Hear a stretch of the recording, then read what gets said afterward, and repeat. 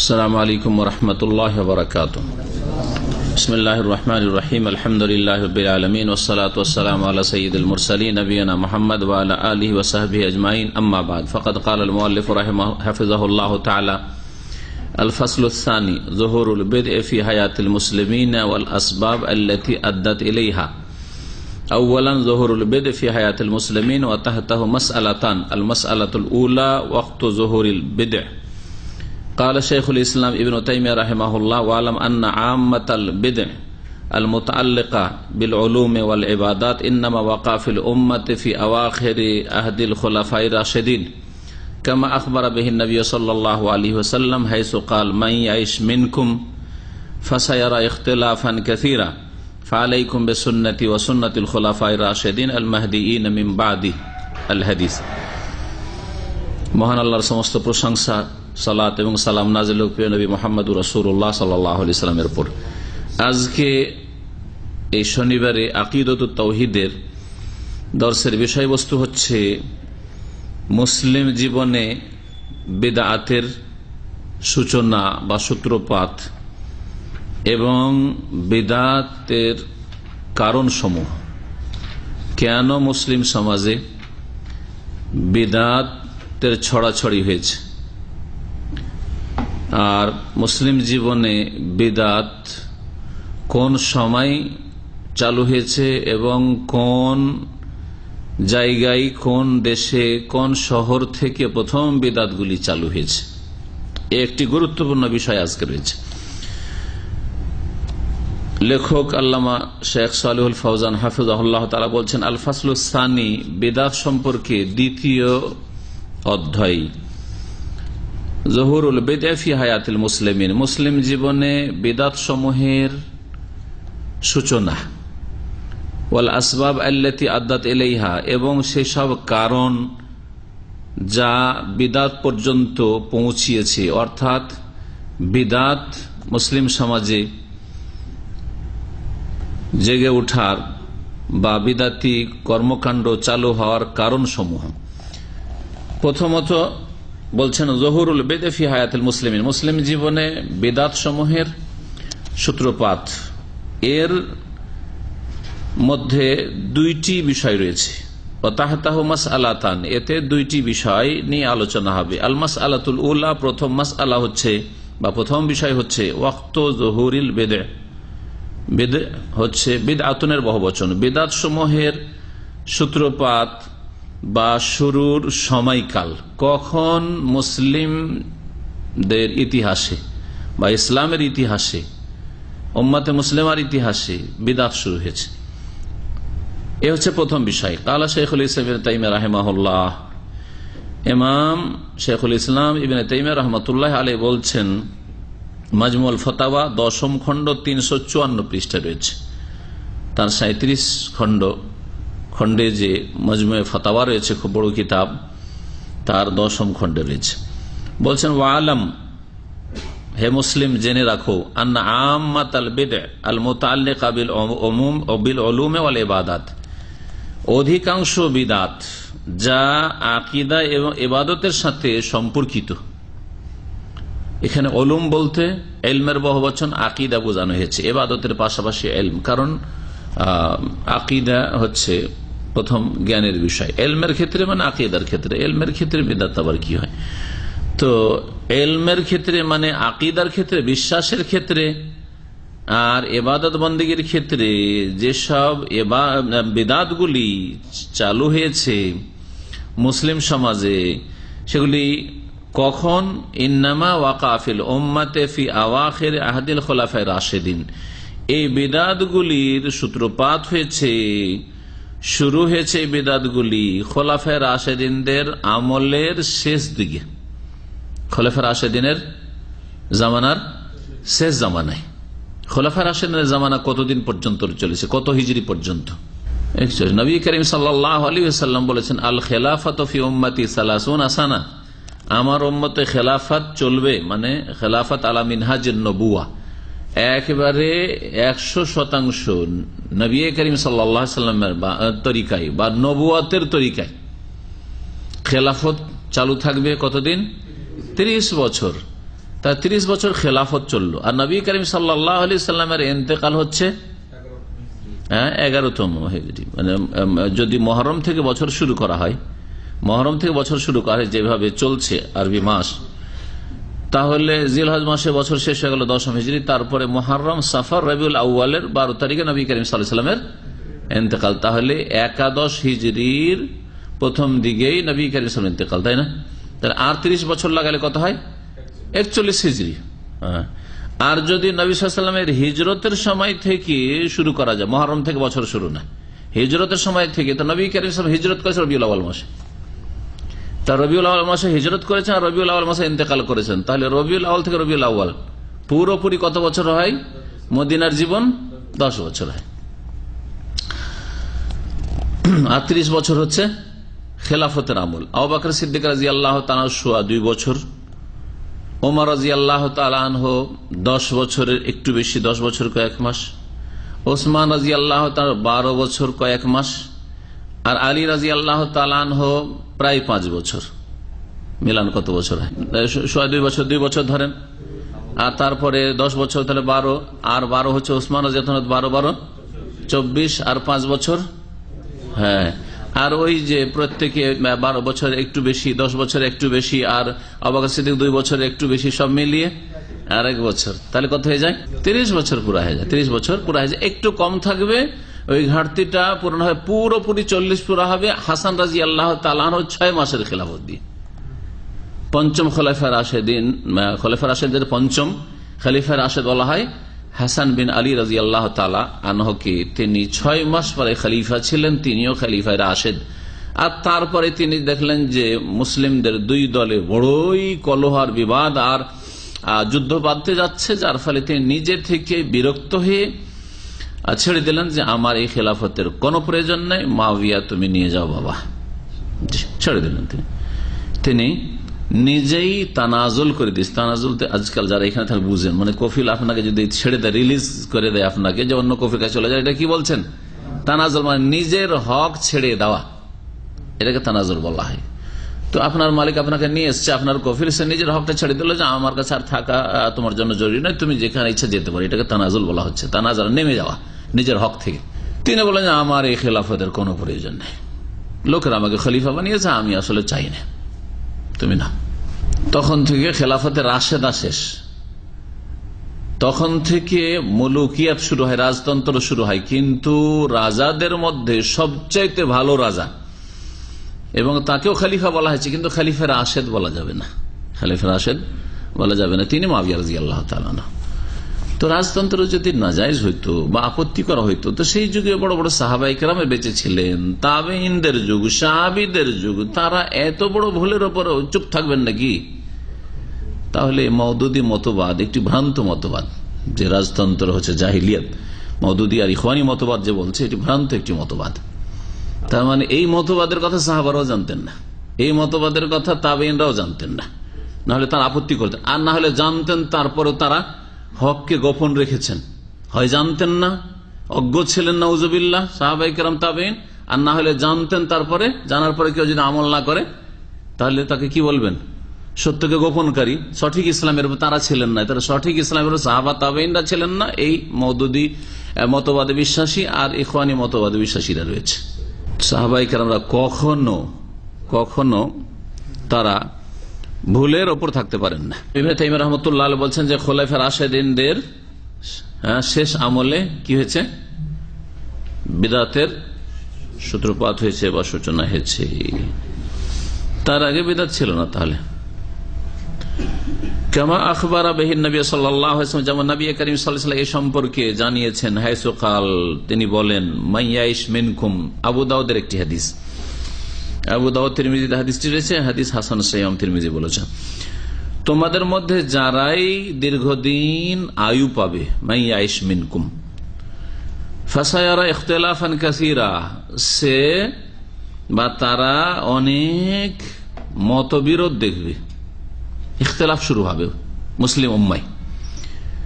নবী সাল্লাল্লাহু আলাইহি ওয়াসাল্লাম সাহাবায়ে কেরাম সম্বোধনকে বলছেন যে তোমরা যদি কিছুদিন বাঁচো, আয়ু পাও, তাহলে দেখবে যে অনেক মতবিরোধ, দ্বিমত। ফালাইকুম, তখন সমাধান কি? ফালাইকুম সুন্নতি, এই মানুষের মতবিরোধ থেকে বাঁচার জন্য সমাধান হচ্ছে যে আমার সুন্নতকে তোমরা আঁকড়ে ধরবে, ওয়া সুন্নাতিল খোলাফায়ে রাশেদিন আল মাহদিয়িন, আর হেদায়েত প্রাপ্ত খোলাফায়ে রাশেদিনের সুন্নাত আদর্শকে আঁকড়ে ধরবে। তারা তাহলে হক পথে থাকবেন এসব মতবিরোধের যুগে। ও আউয়ালু বিদআতিন যাহারাত, এখান থেকে বলতে চাইছেন সর্বপ্রথম কোন কোন বিদাতগুলি চালু হয়েছে। আজকাল মুসলিম সমাজে বহু বিদাত রয়েছে, শবে বরাতের বিদাত, মিলাদের বিদাত, কিয়ামের বিদাত, তারপরে বক্সাবার বিদাত, কবর মাজারের বিদাত, সুফিজমের বিদাত। কিন্তু এইসব বিদাতের আগে কোন কোন বিদাত শুরু হয়েছে প্রথম দিকে,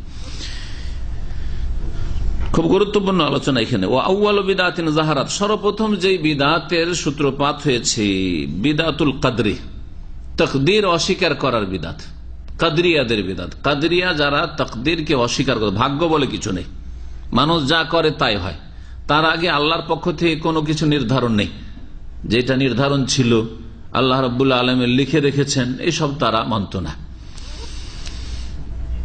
অবিদাতুল ইরজা, আর একটি বিদাত হচ্ছে মুরজিয়াদের বিদাত। ইরজা মানে পিছিয়ে দেওয়া, আমলকে ঈমান থেকে পিছিয়ে দেওয়া, মানে আমলের গুরুত্ব না দেওয়া মুসলিম জীবনে, হচ্ছে মুরজিয়াদের বিদাত। মুরজিয়াদের আকীদা কি? সংক্ষেপে, মুরজিয়াদের আকীদা হচ্ছে যে মুমিন মুসলিম আমল করুক আর না করুক সে জান্নাতি, আমলে তাদের কাছে গুরুত্ব নেই। মুসলিম হওয়ার জন্য লা ইলাহা ইল্লাল্লাহ বিশ্বাস করাই যথেষ্ট। তাদের মধ্যে কেউ কেউ বলছে যে তার সাথে সাথে উচ্চারণ করা, স্বীকৃতি দেওয়া, এটা তার শর্ত, বহিঃপ্রকাশ। আর আমল, নামাজ, যাকাত, রোজা, হজ, এইসব অতিরিক্ত জিনিস, বড় গুমরাহি। অথচ আহলে সুন্নাত ওয়াল জামাতের নিকট ঈমান হচ্ছে তিনটি বিষয়ের সমষ্টির নাম: অন্তর থেকে বিশ্বাস করা, মুখে স্বীকৃতি দান করা, শাহাদা দান করা, ইকরার বিল লিসান ওয়াল আমালু বিল আরকান, এবং অঙ্গ প্রত্যঙ্গ দিয়ে আমল করা, তিনটির সমষ্টির নাম ঈমান।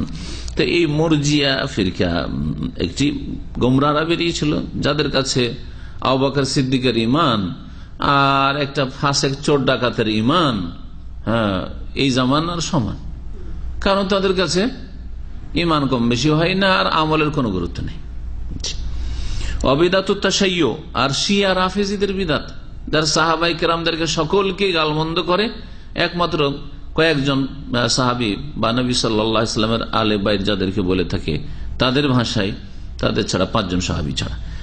ওয়াল খাওয়ারিজ, এবং খারেজিদের বিদাত। আরেকদিকে আরেক গুমরাহ ফিরকা হচ্ছে খারেজি, যারা অস্ত্র ধারণ করেছিল মুসলিম উম্মতের নেক লোকদের বিরুদ্ধে। খারেজি উসমান রাদিয়াল্লাহু তাআলা আনহুকে শহীদ করেছে, আলী রাদিয়াল্লাহু তাআলা আনহুকে শহীদ করেছে, আলী রাদিয়াল্লাহু তাআলার বিরুদ্ধে লড়াই করেছে, এবং আলী রাদিয়াল্লাহু তাআলা খুন করাকে সবচেয়ে বড় নেকি সওয়াবের কাজ মনে করত, বড় জিহাদ মনে করত।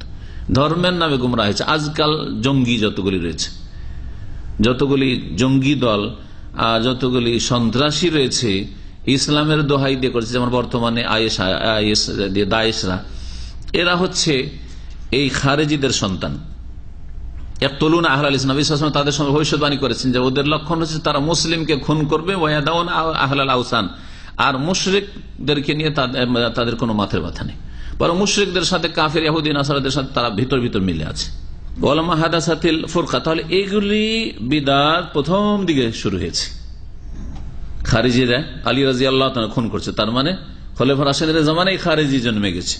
শিয়ারা সাহাবায়ে কেরামদেরকে গালমন্দ করা, অন্যদেরকে, আবু বকর, ওমর, ওসমানকে, আর আলীকে ইলাহ বলা, এটা আলী রাজা জীবদ্দশা শুরু হয়েছে। এই জন্য আলী রাজা যখন জানতে পারলেন যে কিছু লোকের আমাকে এলাহ বলছে, যে আমার মধ্যে এলাহি শক্তি রয়েছে, আমি দিতে পারি, আমি রক্ষা করতে পারি ইত্যাদি, তখন তাদেরকে ধৈর্য একটা গর্ত খনন করে তাতে আগুন জ্বালিয়ে পুড়িয়েছিলেন। তার জানা ছিল না যে আগুন দিয়ে মানুষকে মারতে হয় না, সেই জন্য এই কাজটি করেছিলেন। এটা যদি জানা থাকতো, তিনি পরে যখন জানতে পারেন হাদিসটি যে লা ইউআযযিবু বিন-নার ইল্লা রাব্বুন নার, আগুন দিয়ে আযাব শুধু আগুনের রব, আগুনের মালিক দিতে পারেন, অন্য কেউ দিতে পারেন না। তিনি বলছেন, তারপরে বলছেন আক্ষেপ করে, যদি হাদিস আমার জানা থাকতো তাহলে এদেরকে আমি হত্যা করতাম, আগুনে জ্বালাতাম না। কিন্তু শাস্তি দিয়েছেন, হত্যা করেছেন। জি, এটা আপন জায়গায় ঠিক করেছেন তিনি। এবং তিনি যেহেতু ইজতিহাদ করেছেন, তার মাসলা জানা ছিল না, যতটুকু জানছিলেন জ্বালিয়েছেন, সেটাও তার ভুল হইলেও তিনি তার উপর এক নেকি পেয়েছেন। যেমন মুজতাহিদ যদি ইজতিহাদ করে একটি মাসলা বা একটি সিদ্ধান্ত দেয়, আর সে যদি ভুলও করে তবু এক নেকি পাবে, আর যদি ঠিক করে তাহলে দুই নেকি পাবে। সুম্মা ফি আওয়াখির আসরি সাহাবা হাদাসাতিল কাদরিয়াতু ফি আখিরি আসরে ইবনে ওমর না ওয়ালাম্মা হাদাসাতিল ফুরকাতু বাদা মাকতাল উসমান যাহারাত বিদাতুল হুরুরিয়া। উসমান রাদিয়াল্লাহু তাআলা আনহুর শাহাদাতের পরে মুসলিমদের মধ্যে, মুসলিম উম্মাহ সাহাবায়ে কেরামের মধ্যে যখন বিচ্ছিন্নতা সৃষ্টি হলো, তখন যাহারাত বিদাতুল হুরুরিয়া, হুরুরিদের বিদাতের সূত্রপাত হলো। হুরুরি খারেজিদের আরেকটি নাম। হুরুরা নামে একটি গ্রাম ছিল ইরাকে। এরা যখন আলী রাদিয়াল্লাহু তাআলা আনহুর দল থেকে বেরিয়ে গেল সিফফিনের যুদ্ধে, সিফফিনের যুদ্ধে যখন মীমাংসার জন্য দুই পক্ষ থেকে একমত হলেন আলী রাদিয়াল্লাহু তাআলা মুআবিয়া রাদিয়াল্লাহু তাআলার সাথে, যে আমরা এসব কলহ বিবাদ বাদ দিয়ে আমরা মিলে যাই। এই মিলে যাওয়াটা, মীমাংসা করাকে তারা অন্যভাবে নিল, এইভাবে গোমরাহ হল। তারা বলল যে না, আর মাঝখানে যে সালিস মানে তৃতীয় পক্ষ, আমর ইবনে আস, আবু মুসা আশারি, দুজনকে দায়িত্ব দিতে পক্ষ থেকে যে তোমরা এই মীমাংসাটা করবে। সালিস কেন নিল তৃতীয় পক্ষ? তৃতীয় পক্ষ নিয়ে নিল মানে শিরক করে ফেললো। আরে দুই পক্ষে যদি দ্বন্দ্ব হয় তো তৃতীয় পক্ষ লাগবে না মিলিয়ে দেওয়ার জন্য, মীমাংসা করার জন্য? কিন্তু মূর্খামি, এই খারেজিদের এই মূর্খামিটা সবচেয়ে বড় মূর্খামি। আজকাল জিহাদের আয়াত পড়ে ফিট করছে অন্য জায়গায়, মানুষ খুন করে, মুসলিমদের পুলিশ খুন করা, মুসলিমদের ঘর বাড়ি জ্বালিয়ে দেওয়া, আর মসজিদে ই করা, রাস্তাঘাটে আপনার আপনার কি বলছে বোমা বিস্ফোরণ করা, এগুলিকে তারা জিহাদ মনে করছে। এই মূর্খ আসলে এই খারেজি জাতটা সব যুগে। তো এরা বললো যে না, যখন তৃতীয় পক্ষ সালিস মেনেছে আলী, তো আলীও কাফের, মাওয়াও কাফের বলে আলী রাজা তারা দলে এরা ছিল, বেরিয়ে চলে গেল, দিয়ে একটা গ্রামে গিয়ে আশ্রয় নিল। ওই গ্রামটার নাম হচ্ছে হরুরা। এই জন্য এই খারিজি দলকে কি বলা হয়? হরুরি বলা হয়। মা আয়েশা রাদিয়াল্লাহু তাআলা আনহার বর্ণিত একটি হাদিসে রয়েছে, যখন একজন জিজ্ঞেস করেছিল যে মাসিক অবস্থা সম্পর্কে একটু কঠোরতা অবলম্বন করে মাসলা জিজ্ঞেস করতে হবে, হরুরিয়া তো নামতে, তুমি কি খারেজি মহিলা নাকি যে মাসলা এই ধরনের কথা বলছো? সুম্মা ফি আওয়াখির আসরি সাহাবা, তারপরে সাহাবায়ে কেরামদের জামানার শেষ দিকে হাদাসাতিল কাদরিয়াতু, তকদীরকে অস্বীকার করার, কাদরিয়া দলের সূত্রপাত হয়। ফি আখির আসরে ইবনে উমর, সাহাবায়ে কেরামদের শেষ জামানায় মানে আব্দুল্লাহ বিন উমরের জামানায়। আব্দুল্লাহ বিন উমর পেয়েছিলেন কাদরিয়াদের যুগ, আব্দুল্লাহ বিন আব্বাস পেয়েছিলেন, জাবের রাদিয়াল্লাহু তাআলা পেয়েছিলেন, কারণ এরা দীর্ঘ সময় পেয়েছেন নবী করিম সাল্লাল্লাহু আলাইহি ওয়াসাল্লাম ইন্তেকালের পর। ওয়া আমসালু মিনাস সাহাবা, এই ধরনের অন্যান্য সাহাবায়ে কেরামরা পেয়েছিলেন এই কাদরিয়াদের যুগ। আব্দুল্লাহ বিন উমর কে এসে বলল হজের মৌসুমে যে কিছু লোকেরা বাসরায় বেরিয়েছে, সমস্ত বিদাতগুলি, বিদাতের স্থানের আলোচনা আসছে তখন জানে, সমস্ত বিদাতগুলি জন্মই নিয়েছে ইরাক। এত ফিতনার দেশ ইরাক, এত ফিতনার দেশ যুগে যুগে। বাসরাই না হয় কুফাই না হয় আর কোন শহর, এরকম অধিকাংশ, তখন দুটো শহর যেহেতু ছিল তো অধিকাংশ বিদাতগুলি বাসরা কুফা থেকে। কি বলছিলাম যে আব্দুল্লাহ ইবনে উমরকে এসে বলা হলো যে আমাদের বাসরাতে কিছু লোকেরা এরকম আজকাল বেরিয়েছে নতুন নতুন, যারা বলছে যে তকদির বলে কিছু নেই, যা মানুষ করে তাই হয়। হ্যাঁ, মানুষ নিজের কাজ কর্মকে সৃষ্টি করে, তো মানুষ কাজকর্মকে সৃষ্টি করে, সৃষ্টিকর্তা মানুষকে বানিয়ে দিল। এই জন্য কাদিরিয়ারা মুশরিক, মানে মানুষের কাজকর্মকে সৃষ্টিকর্তা মানুষকেই বানাই তারা, আল্লাহকে নয়। ইন্নাল ইবাদা খালিকুন লিআফআলিহিম, তাদের আকীদা যে বান্দা নিজের আমলকে নিজে সৃষ্টি করে। অথচ আল্লাহ কোরআনে কেন বলছেন ওয়াল্লাহু খালাকাকুম ওয়া মা তা'মালুন, আল্লাহ তোমাদেরকেও সৃষ্টি করেছেন এবং তোমাদের আমল কাজকর্মকেও আল্লাহ সৃষ্টি করেন। জি, যে কাজগুলি আমাদের দ্বারা হচ্ছে না, সে ইবাদত বন্দেগীর কাজ হোক আর দুনিয়ার কাজ হোক, এগুলি কিন্তু আল্লাহর সৃষ্টি। এই যে হাতটা আমার নড়ছে, এটা কে সৃষ্টি করছেন? আল্লাহ। হ্যাঁ, আপনি যে খাচ্ছেন, হ্যাঁ, আপনি যে চলাফেরা করছেন, আপনি যে সালাত আদায় করছেন, আপনি যে কোনো আমল করছেন, কর্ম করছেন, এগুলি আল্লাহর সৃষ্টি। এরা বলছেন না, একটা লোক চুরি করছে, আল্লাহর সৃষ্টি। আল্লাহ ভালো সৃষ্টি করেন, মন্দ সৃষ্টি করেন। যেমন সৃষ্টির ক্ষেত্রে উপকারী জীবজন্তু আল্লাহ সৃষ্টি করেছেন আর অপকারী জীবজন্তু সৃষ্টি করেছেন, কিন্তু হিকমত রয়েছে সাপ বিচ্ছু সৃষ্টি করায়, আছে না নেই? ঠিকই তেমনি একজন লোক নামাজ পড়লো, এই নামাজটা আল্লাহ পাকের সৃষ্টি। একজন লোক চুরি করলো, ডাকাতি করলো, সৃষ্টিকর্তা আল্লাহ। ওরা বলছেন না, তাহলে তো আল্লাহর দোষ চাপিয়ে দেওয়া হলো। যুক্তিকে যখনই প্রাধান্য দিতে গেছে তখনই কোন জাতি গোমরাহ হয়েছে। এইসব সাহাবায়ে কেরামের জামানায় এই ফিরকাগুলি বেরিয়েছিল, বিদাতি ফিরকা। হাদাসাতিল মুরজিয়া তো কারিবা মিন যালিক, মুরজিয়া দলটিও, এই বিদাতি দলটিও বেরিয়েছিল কাছাকাছি এই সময়গুলিতে। ও আম্মাল জাহমিয়াতু, আর একটি গোমরাহ দল হচ্ছে, বিদাতি দল হচ্ছে জাহমিয়া। ফাইন্নামা হাদাসু ফি আওয়াখির আসরি তাবেঈন, এই জাহমিয়া ফিরকা সাহাবায়ে কেরামদের আমলে জন্মায়নি, বরং তাবেঈনদের শেষ যুগে এরা জন্ম নিয়েছে। বাদা মতে উমর ইবনে আব্দুল আজিজ রাহিমাহুল্লাহ, উমর ইবনে আব্দুল আজিজ রাহমাতুল্লাহ আলাইহির ইন্তেকালের পরে। উমর আব্দুল আজিজ রাহমাতুল্লাহ ইন্তেকাল প্রায় 100 হিজরির কাছাকাছি। তো ওই সময়গুলিতে 110 হিজরি পর্যন্ত, যদিও সাহাবায়ে কেরামদের শেষ জামানা, কিন্তু 1-2 সাহাবায়ে কেরাম সেই জামানায় বেঁচে ছিলেন। সর্বশেষ সাহাবীর ইন্তেকাল হয় 110 হিজরিতে মক্কাতুল মুকাররমায়। তার নাম আবু তুফাইল দৌসি রাদিয়াল্লাহু তাআলা। ওয়াকাদ রুইয়া আন্নাহু আনজারা বিহিম, এবং বর্ণনা করা হয়েছে যে উমর ইবনে আব্দুল আজিজ রাহমাতুল্লাহ আলাইহি তাদের সম্পর্কে সতর্ক করেছিলেন, এই জাহমিয়াদের সম্পর্কে। ওয়াকানা জহুর ও জাহাম বিন সাফওয়ান এদের ইমাম, এদের নেতা। যেমন সহিহ আকিদার ওলামা এবং আইম্মা রয়েছে, তেমনি শিরক কুফরি আর বিদাতের ইমাম রয়েছে। এগুলি হচ্ছে শিরক কুফরি আর বিদাতের ইমাম জাহাম বিন সাফওয়ান। ওয়াকানা জহুর জাহাম বে খুরাসান ফি খিলাফাতে হিশাম বিন আব্দুল মালিক, বানু উমাইয়া বংশের একজন রাজা ছিলেন খলিফা হিশাম বিন আব্দুল মালিক বিন মারওয়ান।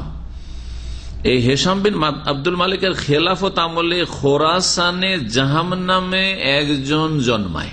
এই জাহাম বিন সাফওয়ানের নামেই এই ফিরকার নাম হয় জাহমিয়া।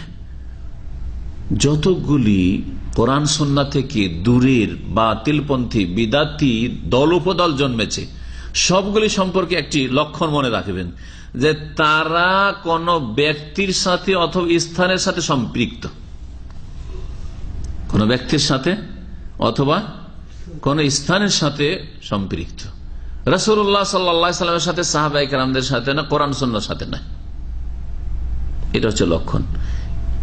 যখন এই কথাটি মনে রাখবেন, তাহলে যদি দেখা যায় যে আপনাকে কেউ দাওয়াত দিচ্ছে কিন্তু তাদের সম্পর্ক হচ্ছে বিশেষ এক ব্যক্তিত্বের সাথে, ওই ব্যক্তির আইডিওলজি, ওই ব্যক্তির ধ্যান ধারণা, ওই ব্যক্তির যে থিওরি মতবাদ পেশ করছে, তাহলে জানবেন যে এখানে গুমরাহি রয়েছে। কেন? রাসূলুল্লাহ সাল্লাল্লাহু আলাইহি ওয়াসাল্লাম, খোলাফায়ে রাশিদিন, সাহাবায়ে কেরাম ছাড়া অন্য কোন ব্যক্তিত্বকে এত বড় করে কেন দেখানো হচ্ছে? এই কথাটি যদি মনে রাখেন তাহলে কেউ ধোঁকা দিতে পারবে না। বর্তমান যুগে যে বড় বড় দলগুলি রয়েছে মুসলিম সমাজে, যেমন তাবলীগ জামাত, তাদের কাছে তাদের আদর্শ ব্যক্তি মাওলানা ইলিয়াস। জামাত ইসলামী, তাদের কাছে আদর্শ ব্যক্তি মাওলানা মওদুদি। হ্যাঁ, ইখওয়ানুল মুসলিমিন, তাদের কাছে হাসানুল বান্না, সৈয়দ কুতুব। জি হ্যাঁ, ব্যক্তির সাথে। কিন্তু আহলে হাদিস ওলামা, দেখান তো দেখি যে আহলে হাদিস ওলামা অমোঘ ব্যক্তি আমাদের আদর্শ একজন, কার নাম বলবেন? শুধু ইবনে তাইমিয়া? না, অবশ্যই না। বহু মাসলা মাসাইলে যদি ইবনে তাইমিয়া যদি ভুল কর, ভুল। হ্যাঁ, শুধু বলবেন ইবনুল কাইয়িম, তাও না। শাইখুল মুহাম্মদ আব্দুল্লাহ, না। শাহ ইসমাইল শহীদ, না। সানাউল আমরসারি, না। সিদ্দিক হাসান খান ভূপালী, না। কোন একজন ব্যক্তির সাথে আমাদের এইরকম সম্পর্ক নেই। আমাদের কেন্দ্রীয় ব্যক্তিত্ব একমাত্র সৈয়দুল মুরসালিন, খাতামুন নবীর মুহাম্মদুর রাসূলুল্লাহ সাল্লাল্লাহু আলাইহি ওয়াসাল্লাম। এজন্য আমার কিতাবুত তাওহীদের দর্শ 2 বার করে হয়েছে, এখন কোর্সে 3য় বার চলছে। একবারে শুরু থেকে শেষ করা। বহু জায়গায় যখন হাদিস যঈফ হয়, তো কিতাবুত তাওহীদে স্পষ্ট ভাষায় বলা হয়েছে যে ওলামারা এই হাদিসটিকে, যে হাদিসটিকে কিতাবুত তাওহীদে নিয়ে এসেছেন শাইখুল ইসলাম আব্দুল্লাহ, হাদিসটিকে যঈফ বলেছেন। বলতে সামান্য দ্বিধা দ্বন্দ্ব নেই, কিন্তু তাদের কাছে না, এত বড় বুজুর্গ ছিলেন, তিনি এই ছিলেন আর সেই ছিলেন। জি হ্যাঁ, এই পার্থক্য হকপন্থী আর বিদআতপন্থীদের মাঝে। দেখেন এই জাহামিয়া ফিরকা জাহামিন সাফানের সাথে সম্পর্ক। ওয়াহাজিল বিদআত যাহারাত ফিল কারনি সানি, এই বিদআতগুলি জাহামিয়াদের বিদআত, এই বিদআতগুলি কখন শুরু হয়েছে? বলছে যে দ্বিতীয় শতাব্দীতে। আল কারণ, কারণ শতাব্দীতে বলা হয়। 100 বছর হচ্ছে একটি কারণ। এটা কারণের শাব্দিক অর্থ হচ্ছে যুগ, কিন্তু পরবর্তীতে আজকাল নতুন আরবিতে কারণ ব্যবহার করা হচ্ছে, যেটাকে বাংলাতে কি বলা হচ্ছে? শতাব্দী, সেঞ্চুরি।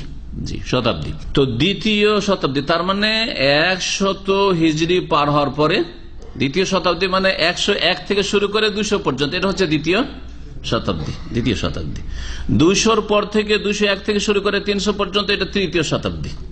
অধিকাংশ আইম্মা হাদিস, মুহাদ্দিস ইমাম বুখারী, মুসলিম, আবু দাউদ, নাসাই, তিরমিজি, ইবনে মাজাহ হচ্ছে তৃতীয় শতাব্দীর লোক। ইমাম বুখারী রাহমাতুল্লাহ আলাইহি ইন্তেকাল 256, তাই না?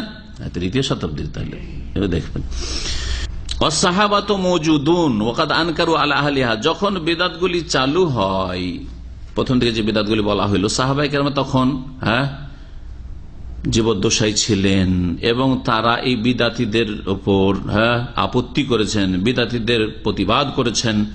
সুম্মা যাহারাত বিদআতুল ইতিজাল, তারপরে মুতাজিলাদের বিদআতের সূত্রপাত হয়। আরেকটি বিদআত হচ্ছে মুতাজিলাদের বিদআত। ওদের বেশ কিছু আহলে সুন্নাত ওয়াল জামাতের বিরোধী আকীদা রয়েছে। তার মধ্যে বড় ধরনের একটি আকীদা হচ্ছে যে কোরআন হচ্ছে আল্লাহর মাখলুক, সৃষ্টি। কোরআন আল্লাহর সিফাত, কালামুল্লাহ, কোরআন কালামুল্লাহ, আল্লাহর গুণ, এটা মানত না আহলে সুন্নাত ওয়াল জামাত। ইমাম আবু হানিফা, শাফি, মালিক, আহমদ, সমস্ত আইম্মা আহলে সুন্নাহ তারা একমত যে কোরআন হচ্ছে আল্লাহর কালাম, আল্লাহর বাণী, আর আল্লাহর বাণী আল্লাহর গুণ, আল্লাহর বাণী আল্লাহর গুণ। কিন্তু মুতাজিলা বলছে আল্লাহর বাণী এটা হচ্ছে আল্লাহর সৃষ্টি। এজন্য তারা এই কথা বলে না যে কোরআন আল্লাহ পাকের বাণী, আল্লাহ বলেছেন না, আল্লাহ সৃষ্টি করেছেন। কিভাবে গোমরাহ। ওয়াহাদাসাতুল ফিতনাতু বাইনাল মুসলিমিন, এবং মুসলিমদের মাঝে বহু ফিতনার সূত্রপাত হয়। ওয়া যাহারা ইখতিলাফুল আরাই ওয়াল মাইলু ইলাল বিদআ ওয়াল আহওয়া, আর মুসলিম সমাজে বিভিন্ন মত, পথ, আর বিদআতের দিকে আর কুপ্রবৃত্তির অনুসরণের দিকে ঝুঁকে যাওয়া, এসব শুরু হয়। যে পথ মত বিশ্বাসী সেদিকে ঝুঁকে যায় এবং কুপ্রবৃত্তির অনুসরণ করে, নিজেরটাকে শক্তিশালী করার জন্য আপ্রাণ চেষ্টা চালায়, হক সত্যকে যাচাই করার চেষ্টা করেন না। আরেকটি বিদআত তারপরে শুরু হয়, সেটা হচ্ছে তাসাউফের বিদআত, মানে সুফিবাদের বিদআত। এই সুফিবাদ হচ্ছে পীরতন্ত্র, পীরতন্ত্র, সুফিবাদ মানে পীরতন্ত্র। এই সুফিবাদ থেকে সমস্ত পীর মুরিদের ব্যবসা শুরু হয়েছে। তাহলে সুফিবাদ যখন বিদআত, তাহলে পীর মুরিদের ব্যবসা বিদআত। ইসলামে পীর মুরিদি নেই, না পীর আছে না মুরিদ আছে। স্পষ্ট ভাষায়, এই স্পষ্ট ভাষায় আমাদের সহিহ আকীদার উলামায়ে কেরামদের কি আগে, অনেক আগে বলা উচিত ছিল, কিন্তু জানি না কি যে কারণ রয়েছে। হতে পারে যে কোরআন সুন্নাহর যারা গবেষক ওলামা আরবদের, তাদের কিতাবাদি, তাদের গবেষণাগুলি পৌঁছেনি, আর এই পীর মুরিদের ব্যবসার সামনে হয়তো তারা ওইভাবে দাঁড়াতে পারেননি আর মুখ খুলতে পারেননি। তাদের কিছু ভণ্ডামির কথা উল্লেখ করলেও তাদের মৌলিক আকীদার অসারতা আর ইসলাম বিরোধিতা আর কুফরি আর শিরকিয়াত প্রমাণ করেন নাই। হ্যাঁ, কিছু কিতাব আমাদের দেশে আছে, পীরতন্ত্রের রাজবলিল্লাহ, আর তারপরে বিভিন্ন রকম এইরকম কিতাব কিছু লিখেছে আমাদের সহিহ আকীদার আলেম ওলামারা আজকে 30 বছর 40 বছর আগে হয়তো। কিন্তু তারপরে সাধুবাদ বা এই ধরনের কিতাব, গুরুবাদ, এই ধরনের কিছু কিতাব রয়েছে ভালো কিছু আলেম লেখা বা গবেষকদের, কিন্তু সেগুলিতে তাদের আকীদা ওয়াহদাতুল ওজুদ আর হুলুল এর কুফরি আকীদা, ফানার কুফরিয়া শিরকি আকীদা, তাসাউরের শাইখ পীরের ধ্যানের শিরকি আকীদা, এই সবগুলির আলোচনা করেনি, যাতে করে মানুষের চোখ খুলে যেত যেগুলি ইসলাম নয়, পীর মুরিদি ইসলাম নয়। ওয়াজাহারাত বিদআতু তাসাউফ, সুফি ইজমের বিদআতের সূত্রপাত হয়। আর সুফি ইজম যখন পীর মুরিদের বিদআত শুরু হয়, তো পীর মরলেই তখন কবর পাকা, আর কবর পাকা হইলেই তখন সেখানে একটা ইনকাম সোর্স খুলে যায়। হ্যাঁ, তখন ওরস শুরু হয়ে যায়, আর সেখানে নজরানা আসা শুরু হয়ে যায়, আর মানুষের জিয়ারত আর ভিড় ভাড় এসব হিড়িক পড়ে যায়, যার ফলে বড় একটা ইনকাম সোর্স হয়ে দাঁড়ায় এদের এই মাজার ব্যবসা, মাজার ব্যবসা আর পীর মুরিদের ব্যবসা। অবিদাতুল বেনাই আলাল কবুর, আর কবরের ওপর ঘর নির্মাণ করা বা গম্বুজ নির্মাণ করা, কবর পাকা করা, এইসব বিদাত চালু হয় বাদাল করুনিল মুফাদ্দালা, স্বর্ণযুগগুলি পার হওয়ার পরে। স্বর্ণযুগ হচ্ছে কয়টি? তিনটি, সাহাবায়ে কেরামদের যুগ, তাবেঈনদের যুগ আর তাবা তাবেঈনদের যুগ। তাহলে বোঝা গেল যে সুফিবাদ আর সুফিবাদের ফসল হিসাবে, সুফিবাদ হচ্ছে বীজ বপন। যেমন একজন চাষি জমিতে বীজ ছিটায়, বীজ বপন করে, আর তারপরে তখন ফসল নিয়ে আসে, ঠিক না? তো সুফি ইজম হচ্ছে বীজ, আর এই বীজের ফসল হচ্ছে কবর মাজার পূজার শিরক কুফরি, গায়রুল্লাহকে ডাকা, আল্লাহ ছাড়া অন্যকে ডাকা, আল্লাহ ছাড়া অন্যের কাছে আশা করা রোগ ভালো করতে পারবে, এই কবরওয়ালা মাজারওয়ালা, এই মাজারে ছেলে মেয়ে পাওয়া যাবে, এই মাজারে মনের কামনা বাসনা পূরণ হবে, এই মাজারে গেলে রুজিতে বরকত হবে, ইত্যাদি ইত্যাদি।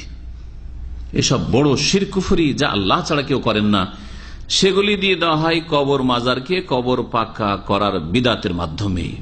বিদাত দিয়ে শুরু হয় আর শেষ পরিণাম শিরকে গিয়ে ক্ষান্ত হয়, আর বহু রকমের শিরক শুরু হয়। তওয়াফ করা, আল্লাহর ঘর কাবা ছাড়া মাজারের তওয়াফ হয়, কত রকমের ইবাদত হয়। মাজারের জন্য জবাই করা হয়, কোরবানির দিনে আল্লাহর জন্য জবাই, আর ওরসের জবাইগুলি হচ্ছে পীরের জন্য, ওই মাজারের জন্য।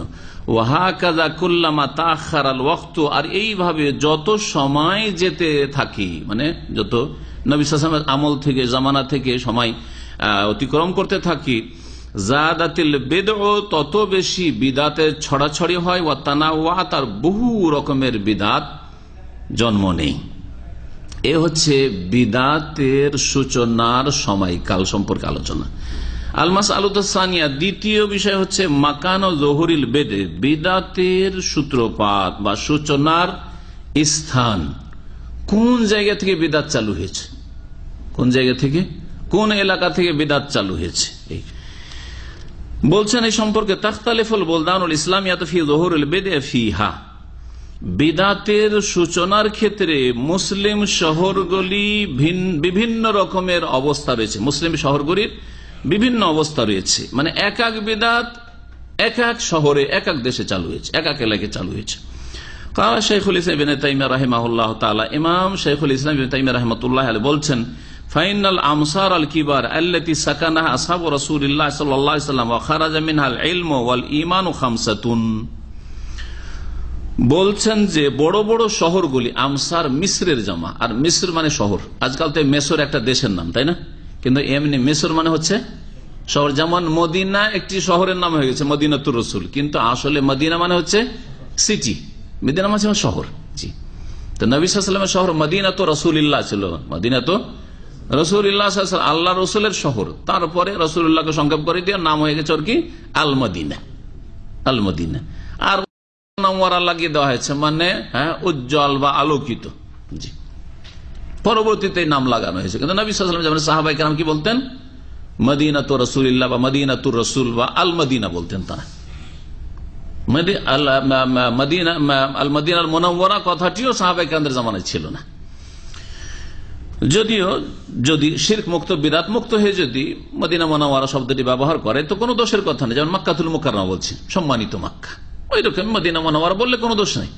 কিন্তু যদি মনে করে মদিনা মুনাওয়ারা রসুলের কবরের জন্য, আর কবর থেকে অনেক কিছু পাওয়া যায়, তখনই তা শিরক আর বিদাতের গন্ধ। জি, তো এখানে একটা শিরক বিদাতেরও একটা চোরা রাস্তা রয়েছে। যদি ওইরকম বিদাতি কেউ আকীদা রাখে, আর যদি সহি আকীদা রাখে, তো মদিনা অবশ্যই বরকতের শহর। সুতরাং মদিনা মুনাওয়ারা এই অর্থে বললে কোনো অসুবিধা নেই। বলছেন যে বড় বড় শহর, আল্লাতী সাকানাহা আসহাবু রাসূল, যেই শহরগুলিতে রাসূলুল্লাহ সাল্লাল্লাহু আলাইহি ওয়াসাল্লামের সাথী সঙ্গীগণ বসবাস করেছিলেন, ওয়া খারাজা মিনহাল ইলমু ওয়াল ঈমান, আর যেই সব শহরগুলি থেকে দ্বীন ইসলামের জ্ঞান, সঠিক জ্ঞান এবং ঈমান সারা পৃথিবীতে ছড়িয়ে পড়েছিল, খামসাতুন, সেই শহরগুলি হচ্ছে টোটাল পাঁচটি শহরে সাহাবায়ে কেরামরা কি করেছেন? বসবাস করেছেন 5টি শহরে। আল হারামান, প্রথম হচ্ছে 2 হারামের শহর, মানে মক্কাতুল মুকাররমা আর মদিনায়ে মুনাওয়ারা। ওয়াল ইরাকান, আর ইরাকের 2 শহর। ইরাকান মানে 2 ইরাক, 2 ইরাক কি? ইরাক তো একটি দেশ। 2 ইরাক মানে ইরাকের 2 শহর, বাসরা এবং কুফা। বাগদাদ নয়, বাগদাদ রাজধানী, বর্তমানে বাগদাদ সবচেয়ে বড় শহর, কিন্তু বাগদাদ শহরটি সাহাবায়ে কেরামদের জামানায় হয়নি, তৈরি হয়নি। বাগদাদ নামে কোনো শহরই ছিল না। বাগদাদ শহর আব্বাসী আমলে গড়ে উঠেছে। আর বাসরা আর কুফা সাহাবাই কেরামদের জামানায় খোলাফায়ে রাশেদিন, এমনকি কুফায় হিজরত করেছিলেন এবং কুফা রাজধানী হয়েছিল কার? আলী রাদিয়াল্লাহু তাআলা আনহু। আলী রাদিয়াল্লাহু তাআলা আনহু। তাহলে 4টি শহর হয়ে গেল, বাসরা, কুফা, মক্কা, মদিনা আর শাম। শাম তো একটি দেশ, কিন্তু শাম দেশের শহর তখন ছিল কি? দামেস্ক। দামেস্ক, যেটাকে লোকেরা দামেস্ক বলে থাকে, আসলে আরবিতে দামেস্ক। শাম বর্তমান সিরিয়ার রাজধানী। মিনহা খারাজ আল কোরআন, এই 5টি শহর থেকে কোরআনে কারীমের প্রচার প্রসার হয়েছে। ওয়াল হাদিস, হাদিসের প্রচার প্রসার হয়েছে। ফিকহের, ইবাদত বন্দেগীর, সাহাবায়ে কেরামরা এই 5টি শহরে বসবাস করেছেন। জি। আর কিছু সাহাবী মেসর গিয়েছিলেন, যেটা এখানে উল্লেখ করেন। মেসরে তখন একটি শহর ছিল, কায়রো ছিল না। কায়রো ছিল না, তখন ফুস্তাত নামে একটি শহর ছিল। জি। ওয়া ইয়াতবাউ যালিকা মিন উমুরিল ইসলাম, আর এই কোরআন, হাদিস, ফিকহ, ইবাদত আর এর সাথে সাথে এর আনুষঙ্গিক যত ইসলামী বিষয় রয়েছে, ইসলামের জ্ঞান রয়েছে, সবকিছুর প্রচার প্রসার হয়েছে 5টি শহর থেকে। ওয়া খারাজা মিন হাযিহিল আমসার বিদউন উসুলিয়াতুন, যেমন কোরআন এবং হাদিসের প্রচার প্রসার হয়েছে 5টি শহর থেকে, তেমনি বুনিয়াদি বিদাত, বেসিক বিদাতগুলি এই শহরগুলি থেকে ছড়িয়েছে। একমাত্র মদিনা মুনাওয়ারা ছাড়া, বলছেন গায়রাল মদিনাতিন নববিয়া, একমাত্র নবী করিম সাল্লাল্লাহু আলাইহি ওয়াসাল্লামের শহর মদিনা থেকে কোনো বিদাত জন্মায়নি, আর মদিনা থেকে কোনো বিদাত সারা পৃথিবীতে যায়নি। মদিনাকে আল্লাহ পাক সুরক্ষিত রেখেছেন। মদিনা সবসময় ইলমের কেন্দ্র ছিল, জ্ঞানের কেন্দ্র ছিল। ইমাম মালিক রহমতুল্লাহ, ইমাম মালিকের ছাত্রদের জামানায় সারা পৃথিবী থেকে, কোথায়, আন্দোলস, স্পেন থেকে, তার ছাত্র স্পেন থেকে লেখাপড়া করার জন্য তার কাছে এসছেন। জি। আর আজারবাইজান, উজবেকিস্তান থেকে মদিনায় ইলম হাসিল করার জন্য এসছেন। ফালকুফা, তো এখন দেখেন তাহলে যখন মদিনা বাদ গেল, তাহলে বাকি শহরগুলি থেকে বিদাতে ছড়াছড়ি হয়েছে। তো কোন কোন শহর থেকে বলছেন ফালকুফা তো খারাজা মিনহা তাশাইয়্যু ওয়াল ইরজা, কুফা শহর থেকে শিয়া মতবাদ, রাফেজিদের মতবাদ, সাহাবায়ে কেরামদেরকে গালমন্দ করা, আর নবী পরিবার, নবী পরিবার আবার বিবিদেরকে শামিল করছে না, আলী, ফাতেমা, হাসান, হোসেন, এদের মধ্যে আল্লাহর গুণ, এই রকমের শিরকি কুফরি আকীদা রাখা, এই শিরকি কুফরি আর গুমরাহির বিদআত শুরু হয় শিয়াদের বিদআত কোত্থেকে? কুফা থেকে। জি। এই কুফার লোকেরা হোসেনকে খুন করলো, খুন করার পরে দেখলো যে তো চোর তো ধরা খেয়ে যাবে, আমরাই তো চোর, খুনি, তখন তারাই মাতম করা শুরু করলো। শিয়ারাই খুন করেছে আর শিয়ারাই মাতম করা শুরু করেছে। ওয়াল ইরজা, এবং মুরজিয়া ফিরকা ওইখান থেকে বেরোয়, যারা বলছে যে লা ইলাহা ইল্লাল্লাহ পড়ে নেওয়াই যথেষ্ট আর বিশ্বাস করা যথেষ্ট, আমলের কোনো প্রয়োজন নেই। আজকালকার বর্তমান যুগের মুসলিম শতকরা 99 বেশি হচ্ছে মুরজিয়া। নামাজ টামাজ পড়ে না, জাতিতে মুসলিম জান্নাতের আশা করে বসে আছে, এরাই তো মুরজিয়া। নিজেদের নাম এখনকার লোকেরা মুরজিয়া রাখে না, কিন্তু আকীদা আমলে কি মুরজিয়া। এদেরকে নামাজের কথা বললে গুরুত্ব নেই, রোজার গুরুত্ব নেই, রোজা ছাড়ে, নামাজ ছাড়ে, আর জান্নাতের আশা করে বসে আছে। কাফিরা এখন হাই লিপ্ত, সুদ খায়, ঘুষ খায়, হারামে লিপ্ত থাকে, সংশোধন করে, মুরজিয়া যাবে, মুরজিয়া সব বর্তমান যুগের অধিকাংশ মুসলিমরা। আর এই কুফা থেকে শিয়া মতবাদ আর মুরজিয়া মতবাদ সারা পৃথিবীতে অন্যান্য দেশে ছড়িয়ে পড়ে। এর পরে অন্যান্য শহরেও ছড়িয়ে পড়ে শিয়াদের ভ্রান্ত মতবাদ, তারপরে ইরানে যায়, আর ইরান গিয়ে শিয়াদের কেন্দ্রে পরিণত হয়। কিন্তু প্রথম ইরাক থেকে শিয়াদের ভ্রান্ত মতবাদ জন্ম হয়। ওয়াল বাসরা খারাজা মিনহাল কাদরু, ইরাকের আরেকটি শহর হচ্ছে বাসরা। বাসরা থেকে কাদরিয়াদের বিদআতের প্রচার প্রসার ঘটে। ওয়াল ইতিজাল, আর মুতাজিলাদের, ওয়ান নুসুকিল ফাসিদ, এবং ভ্রান্ত ইবাদত বন্দেগীর জন্ম হয়। তাহলে মুতাজিলা ফিরকা, কাদরিয়া ফিরকা যারা তাকদীরকে অস্বীকার করত, আর যারা ভ্রান্ত ইবাদতবন্দি, ভ্রান্ত ইবাদতবন্দি মানে ইবাদত বন্দেগীর ক্ষেত্রে নবীর তরিকায় নাই, বিদাতি তরিকা ইবাদতবন্দি করা, বিদাতি তরিকায় ইবাদত বন্দেগী করা, তার মধ্যে এটা হচ্ছে সুফিজম। সুফিবাদের মাধ্যমে আল্লাহকে পাওয়া, এর মাধ্যমে আল্লাহকে পাওয়া, এই বাসরা থেকে শুরু হয়। তো সুফি ইজমের জন্ম হয় বাসরায়। আর তারপরে অন্য অন্য শহরে ছড়িয়ে পড়ে কাদিরিয়াদের বিদাত, মুতাজিলাদের বিদাত। তারপরে যখন বাগদাদ গড়ে উঠলো, বাগদাদে সবচেয়ে বেশি শক্তিশালী হয়ে ওঠে এই মুতাজিলাদের গুমরাহি বিদাত, এমনকি শাসককেও তারা গ্রাস করে ফেলে। আর শাসক তখন জুলম অত্যাচার চালাতে থাকে আলেম ওলামা ইম্মা কিরামদের উপর। ইমাম আহমদ রহমতুল্লাহ আলাইহির উপর যে কত আযাব আর শাস্তি দিয়েছে এই জালেম শাসকরা আব্বাসীদের। ওয়াশাম কানা বিহা নাসব ওয়াল কদরু, আর শাম দেশে দামেস্কে নাসেবি জন্ম নেয়। নাসেবি বিদাত, নাসেবি বিদাত হচ্ছে পুরো অপোজিট শিয়াদের। শিয়ারা রসুলের পরিবার অর্থাৎ রসুল্লাহ সাল্লামের বংশ যাদেরকে, তাদের ভাষায় বলে কারা? আলী, ফাতেমা আর হাসান হোসেন, আর এদের বংশধর। এরাকে একবারে আল্লাহর শক্তি দিয়ে শিরক কুফরিতে লিপ্ত হয়েছে, গুমরাহ হয়েছে। আর নাসেবিরা এর একেবারে বিপরীত দিকে। নাসেবিকে নাসেব এই জন্য বলা হয় যে আল্লাযীনা নাসাবুল আদাওয়াতা, যারা শত্রুতা দাঁড় করেছিল ফি আলিল বাইত, নবী সাল্লাল্লাহু আলাইহি সাল্লামের পরিবার সম্পর্কে। তারা আলী রাদিয়াল্লাহু তাআলার বিরুদ্ধে বিদ্বেষ রাখতো, হাসান হোসেনের বিরুদ্ধে বিদ্বেষ রাখতো, শত্রুতা রাখতো। জি, এরকম একটা পরিবেশ তৈরি হয়ে গেছিল যে ওখানে যেহেতু দামেস্কে মুআবিয়া রাদিয়াল্লাহু তাআলা দীর্ঘদিন সেখানে গভর্নর ছিলেন, আর তারপরে যখন মুআবিয়া রাদিয়াল্লাহু তাআলা খলিফা হইলেন তখন সেখানে তার রাজধানী হয়ে গেল। তো ওখানকার লোকদের মধ্যে হিংসা, বিদ্বেষ আর শত্রুতা আলী রাদিয়াল্লাহু তাআলা এবং তার বংশধর সম্পর্কে পয়দা হয়। এইভাবে তারা আরাক গর্তে গিয়ে পড়ে গুমরাহির। এদেরকে বলা হয় কি? নাসেবি। তাহলে রাফেজি যারা শিয়া, তারা সাহাবায়ে কেরামদেরকে গালমন্দ করেছে, আর আলী, হাসান হোসেন, ফাতেমা আর নবীর এই বংশধর, এদের সম্পর্কে তারা কি করেছে? অতিরঞ্জন, বাড়াবাড়ি করে শিরকে লিপ্ত হয়েছে। নাসেবিরা এর বিপরীত নবী সাল্লাল্লাহু আলাইহি ওয়াসাল্লামের পরিবারের বিরুদ্ধে বিদ্বেষ, শত্রুতা পোষণ করেছে। এই দুইয়ের মাঝখানে হচ্ছে আহলে সুন্নাত ওয়াল জামাতের পন্থা, সিরাতে মুস্তাকিম, সরল পথ, জান্নাতের পথ।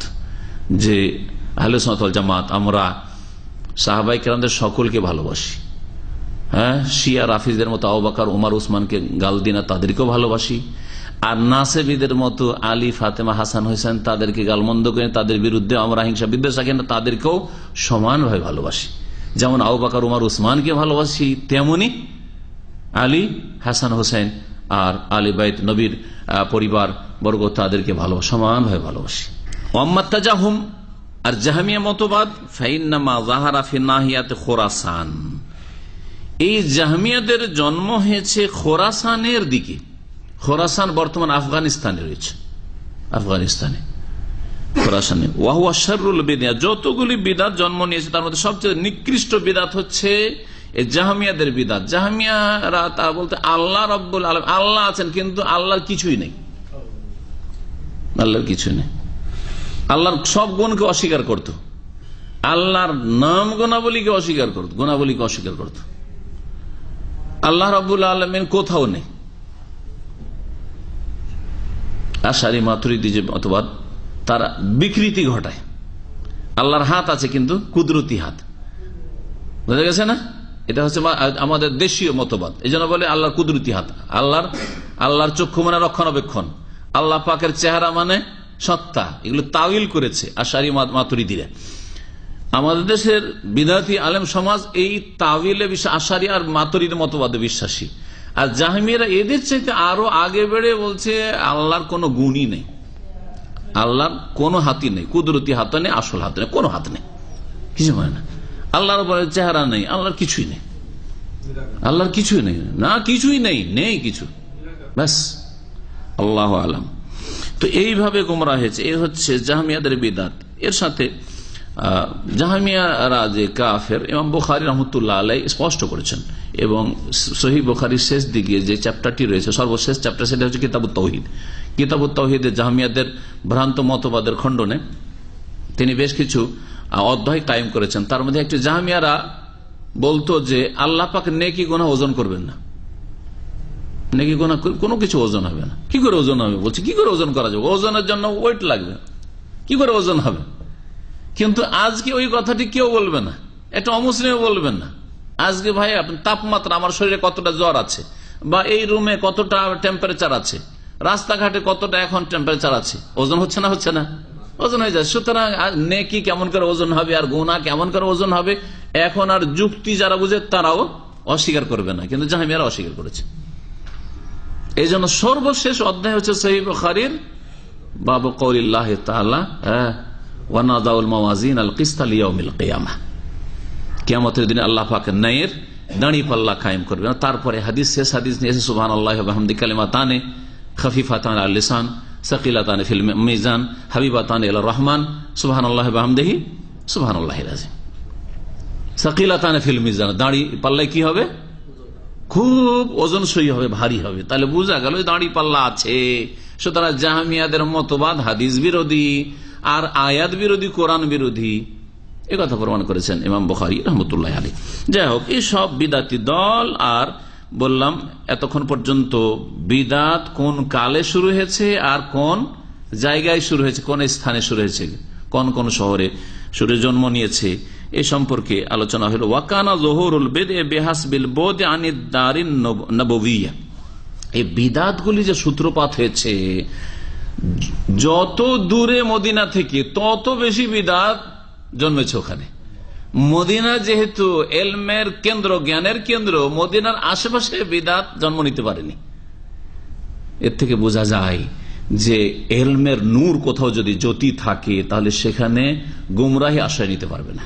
আপনার পরিবারে একজনকে যদি ভালো কোরআন শোনা আলেম বানাইতে পারেন, তাহলে কবর মাজার পূজা আপনার বাড়িতে স্থান নিতে পারবে না, সুফিবাদ আপনার বাড়িতে স্থান নিতে পারবেন। কিন্তু বিদাতি মাদ্রাসায় পড়াবেন তো বিদাত ওইগুলিতে পড়াচ্ছেন। এই জন্য মাদ্রাসায় পড়াতে গিয়ে দেখতে হবে যে আপনি মাদ্রাসা মানে কোরআন সুন্নাহর মাদ্রাসায় পড়াচ্ছেন না ওই সুফিবাদ পড়াবার মাদ্রাসায় পড়াচ্ছেন। আপনার কারখানাটা কি, ফ্যাক্টরিটা কি? বিদাতের ফ্যাক্টরিতে পড়িয়ে কওমি মাদ্রাসাতে ওই সব তরিকত পড়াবেন, দিয়ে কি তৈরি হবে? ওর চাইতে ভালো কলেজ ইউনিভার্সিটি যদি পড়তো আর আল্লাহকে ভয় করতো, পরকাল সম্পর্কে চিন্তাশীল হইতো, আর মগজটা খোলা রাখতো কোরআন এবং হাদিস কবুল করার জন্য, আল্লাহ এবং রাসূলের কথা, ওহির কথা, তাহলে অনেক ভালো ছিল। এই জন্য বিদাতি মাদ্রাসায় পড়াবার চাইতে অনেক ভালো বিদাতি মাদ্রাসায় পড়া মানে ব্রেনে ভাইরাস ঢুকিয়ে দেওয়া। খবরদার ছেলে মেয়েদেরকে বিদাতি মাদ্রাসায় পড়াবেন না, কোন বিদাতি মাদ্রাসায় পড়াবেন না, সে হালকা বিদাতি হোক আর ভারী বিদাতি হোক। কারণ আমাদের দেশে বিদাতি দুই রকম আছে, বিদাতি দুই রকম আছে। একবারে সরাসরি কবর মাজার পূজারী বিদাতি, 1800 মাইজ ভান্ডারি দেওয়ানবাগী, আর অন্যান্য দেওবন্দি বিদাতি, তবলিগি বিদাতি, জামাতি বিদাতি, এইসব বিদাতি মাদ্রাসায় পড়াবেন না। আপনাদের কল্যাণের জন্য বলছি, কারণ চোখ না খুলে দিলে বুঝতে পারবেন না। তো ওয়াকানা যুহুরুল বিদআ বিহাসবিল বুদ আনিদ দারিন নববিয়্যা, নবী করিম সাল্লাল্লাহু আলাইহি সাল্লামের শহর থেকে দূরত্ব হিসাবে বিদাতের জন্ম হয়েছে। যে শহরগুলি যত দূরে তত বেশি বিদাত জন্ম নিয়েছে। ফালাম্মা হাদাসাতিল ফুরকাতু বাদা মাকতাল উসমান জাহারাত বিদাতুল হুরুরিয়া, যখন উসমান রাদিয়াল্লাহু তাআলা আনহুর শাহাদাতের পরই মুসলিম জাতিতে বিচ্ছিন্নতা দেখা দিল, ফাটল দেখা দিল, তখন খারিজিদের বিদাতের সূত্রপাত হইল, খারিজিদের বিদাত বেরোল। যেই দলটি উসমান রাদিয়াল্লাহু তাআলা আনহুর বাড়িতে আক্রমণ করার জন্য আসলো আর খুন করলো, তারা হচ্ছে খারিজি। খলিফায়ে রাশেদের বিরুদ্ধে বেরিয়ে আসা, মসজিদকে ঘেরাও করা, বাড়িকে ঘেরাও করা, মসজিদে নামাজ পড়তে আসতে দেয় না, পানি পান করতে দেয় না, তিনি সেই কূপ খনন করে ক্রয় করে দিয়েছেন। এরা হচ্ছে প্রথম খারিজি, প্রথম বাগী। সুতরাং মুসলিম শাসকের বিরুদ্ধে কোন যুগে বেরিয়ে কল্যাণ এনেছে এমন ইতিহাস নেই। এটি আমার কথা নয়, এটি ইমাম ইবনে তাইমিয়া রাহিমাহুল্লাহ বলছেন যে 1400 বছর ইতিহাসে মুসলিম জালেম শাসকও যদি হয়, আরে ওসমান জালেম ছিলেন না, ওরাই জালেম ছিল, কিন্তু যদি জালেম গুনাহগার ও শাসক হয়, জালেম শাসকের বিরুদ্ধে বেরিয়েও কখনো যে কল্যাণ নিয়ে এসেছে এমনটা দেখা যায়নি। যারা হাজ্জাজ বিন ইউসুফ জালেমের মতো খুনি, যে লাখ লাখ মানুষকে খুন করে, তার বিরুদ্ধেও যারা বেরিয়েছিল তারাও জাতির জন্য কোন কল্যাণ এনে দিতে পারেনি। শেষে তারাই সব জবাই হয়েছিল, তাদেরকে হত্যা করা হয়েছিল, আর এমন অশান্তি সৃষ্টি হয়েছিল দেশে যে কোনো নিরাপত্তা ছিল না, ভালো মানুষের কোনো নিরাপত্তা ছিল না। সন্দেহের ভিত্তিতে ধরে ধরে জবাই করতো আর বন্দি করতো। হবে না, হবে না। এবার 2-4 জন যদি লোক কিছু ধার্মিক লোক জালেম শাসককে যদি মেরে দেয়, তো বাকি যতগুলি ধার্মিক তার জুলুম অত্যাচার চলবে না চলবে না? হ্যাঁ, সন্দেহের ভিত্তিতে। তাই হচ্ছে না হচ্ছে না? বাংলা ভাই আব্দুর রহমান এই গুমরা খারিজি গুলো কি করলো? এই করাতে দাড়ির ওপর সন্দেহ সৃষ্টি হলো কি হলো না বাংলাদেশে? না হলে দাড়িকে সন্দেহ করা হইতো না, দাড়িকে সন্দেহ করা হইতো না। ওয়াম্মাল মাদিনাতুন নববিয়াতু ফাকানাত সালিমাতান মিন যুহুরি হাযিল বিদআহ। নবী করিম সাল্লাল্লাহু আলাইহি ওয়াসাল্লামের শহর এই সব বিদআত থেকে নিরাপদ ছিল। ফাকানাত সালিমাতান মিন যুহুরি হাযিল বিদআহ, এই সব বিদআত থেকে কি ছিল? নিরাপদ ছিল। ওয়াইন কানা বিহা মান হুয়া মুজমিরুন লিযালিকা, যদিও মদিনায় এক দুইজন লোক বিদআতকে গোপন রেখেছিল, অন্তরে বিদআত ছিল কিন্তু প্রকাশ করার সাহস পায়নি। কারণ মদিনায় যদি বিদআত প্রকাশ করে তো খবর আছে, দমন করা হবে। এখানে আলেম ওলামা রয়েছে, এখানে ইমাম কেরাম রয়েছে, এখানে তাবেঈনরা রয়েছেন, এখানে সাহাবায়ে কেরামদের জায়গা এটা, তো সেখানে পারেনি। ফাকানা ইনদাহু মুহানান মাজমুমান, সুতরাং কোন একজন বিদাতি ভিতরে বিদাত অন্তরে লুকায়িত রাখলেও সে মদিনার মুসলিম সমাজে লাঞ্ছিত ছিল এবং নিন্দিত ছিল, তার কোনো মান মর্যাদা ছিল না। ইয কানা বিহা কওমুন মিনাল কাদরিয়াতি ওয়া গায়রিহিম, কারণ সেখানে একদল কাদরিয়াও আত্মগোপন করেছিল আর অন্যান্যরাও আত্মগোপন করেছিল, কিন্তু প্রকাশ করতে পারে না। ওয়ালাকিন কানু মাকহুরিনা যালিলিনা, কিন্তু তারা ছিল তারা মাকহুরিনা যালিলিন, তারা লাঞ্ছিত ছিল, তারা অপদস্থ হয়েছিল, তাদের কোনো মান মর্যাদা ছিল না।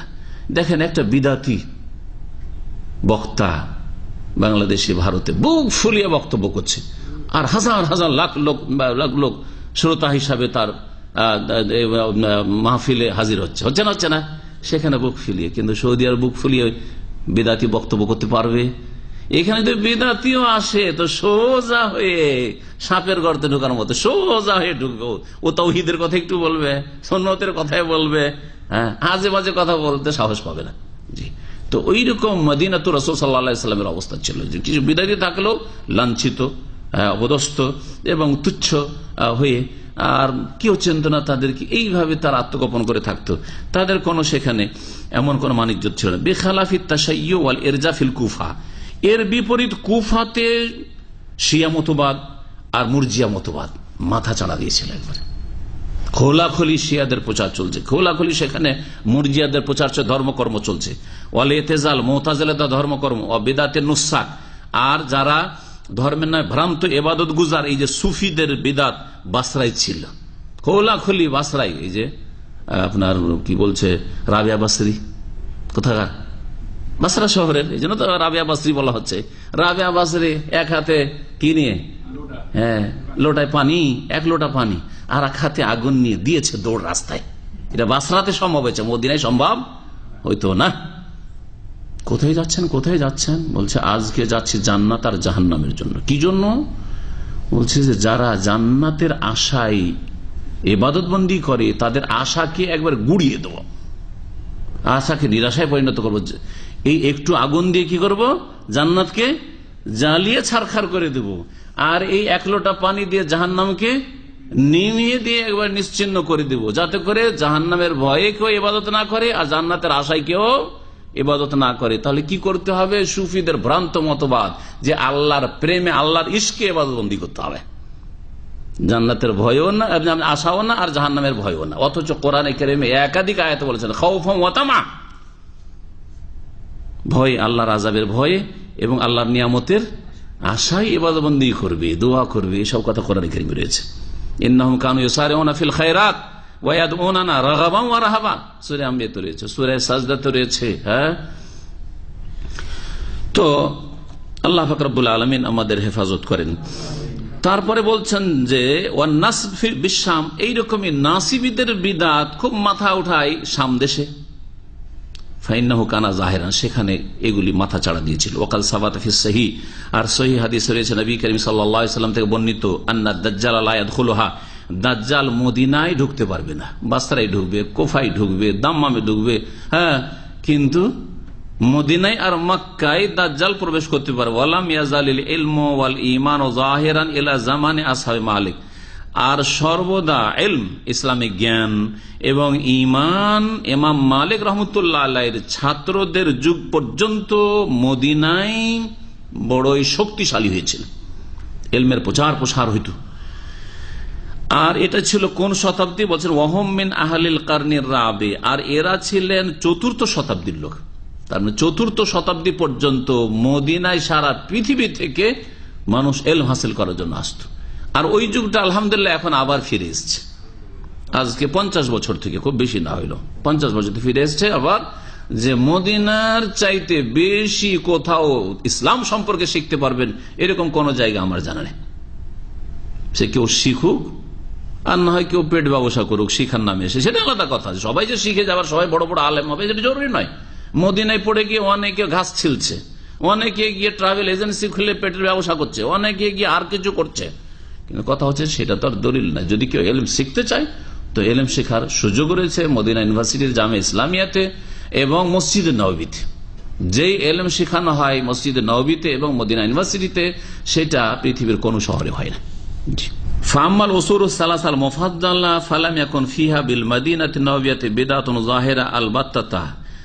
স্বর্ণ যুগ যে তিনটি যুগ রয়েছে, আল উসুল সালাসাল মুফাদ্দালা শ্রেষ্ঠ যুগ বা স্বর্ণ যুগ যে রয়েছে তিনটি, সাহাবায়ে কেরাম, তাবিন, তাবা তাবিন, এই তিনটি যুগে মদিনায় কোন রকমের বিদআত প্রকাশ্যে হইত না, প্রকাশ্যে কোনো বিদআত ছিল না। ওয়ালা খারাজা মিনহা বিদআতুন ফি উসুলুদ্দিন আলবাত্তা, আর দ্বীনের মৌলিক বিষয়ে মদিনায় কোন রকমের বিদআত জন্ম নেয়নি। মদিনায় কোন বিদআত জন্ম নেয়নি বুনিয়াদি ক্ষেত্রে। এক একজন কেউ এসছে বাসরা থেকে এসছে, কুফা থেকে এসছে, আর একটা বিদআত করে দিল, সেটা আলাদা কথা। এখনো আমরা মদিনায় দেখেছি মসজিদে নববীতে ঢুকতে যাচ্ছে আর বাবু সালাম দিয়ে বেরোচ্ছে একজন মিশরি, আর সালাম পড়ে বেরিয়ে বলছে মদদ ইয়া রাসূলুল্লাহ। বড় শিরক, রাসূলুল্লাহর কাছে মদদ চাইছে। সেটা একজন দুইজন কেউ এসে এইসব কাজ করছে, সেটা আলাদা কথা, কিন্তু সেই বিদাতি দল শক্তিশালী হয়ে আছে আর তাদের প্রচার এইরকমটা আলহামদুলিল্লাহ এখনো হয় নাই তৌহিদের দেশে। আলহামদুলিল্লাহ, যেহেতু আলহামদুলিল্লাহ আলে সৌদ আলহামদুলিল্লাহ তৌহিদের হাকিম এবং এই দেশে তৌহিদের দাওয়াত এবং তৌহিদের শাসন চলছে, যার ফলে এখনো আলহামদুলিল্লাহ শিরক বিদাত যদি কেউ করে তো গোপনে গোপনে সাহস হয় না, আর বিশেষ করে মক্কাতুল মুকাররমা এবং মদিনা মুনাওয়ারায়। ওয়ালা খারাজ মিনহা বিদআতুন ফি উসুলিদ্দিন আলবাত্তা, কখনো দিনের বুনিয়াদি বিষয়গুলিতে কোন বিদআত মদিনা থেকে জন্ম নেয়নি। কামা খারাজা মিন সাইরিল আমসার, যেমন অন্যান্য শহর থেকে বিদআত জন্ম নিয়েছে। এরপরে আলোচনা শুরু হবে বিদআত মুসলিম সমাজে কেন জন্ম নিল, এর 4টি কারণ উল্লেখ করেছেন লেখক। আজকে সময় অনেক হয়ে গেছে, সেজন্য আর আপনাদেরকে বিরক্ত করব না। ইনশাআল্লাহ তাআলা আগামী শনিবারের পরের শনিবারে এই গুরুত্বপূর্ণ দার্সটি পুরা করা হবে। আশা করি আপনারা অংশ নেবেন। আল্লাহ পাক রব্বুল আলামিন যেন দিন শেখার তৌফিক দান করেন এবং সত্য দিন মোতাবেক জীবন যাপনের তৌফিক দান করেন। দিনের ক্ষেত্রে সমস্ত রকমের গুমরাহি থেকে, বিভ্রান্তি থেকে, আর সমস্ত রকমের বাতিল ফিরকা থেকে, তাদের অনিষ্ট থেকে আল্লাহ পাক আমাদেরকে, আমাদের প্রজন্মদেরকে, মুমিন মুমিনাতকে বেঁচে থাকার তৌফিক দান করেন। ওয়া সাল্লাল্লাহু আলা নবিয়িনা মুহাম্মদ ওয়া আলা আলিহি ওয়া সাহবিহি।